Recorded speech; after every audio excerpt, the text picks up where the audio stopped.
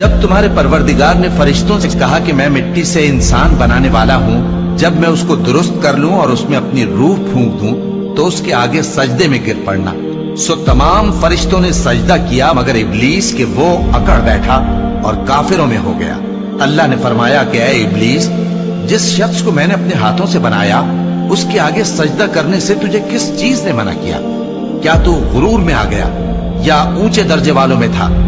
بولا کہ میں اس سے بہتر ہوں کہ تو نے مجھ کو آگ سے پیدا کیا اور اسے مٹی سے بنایا۔ فرمایا بس یہاں سے نکل جا، تو مردود ہے اور تجھ پر قیامت کے دن تک میری لعنت پڑتی رہے گی۔ کہنے لگا کہ میرے پروردگار، اچھا تو مجھے اس روز تک کہ لوگ اٹھائے جائیں مہلت دے۔ فرمایا کہ تجھ کو مہلت دی جاتی ہے اس روز تک جس کا وقت مقرر ہے۔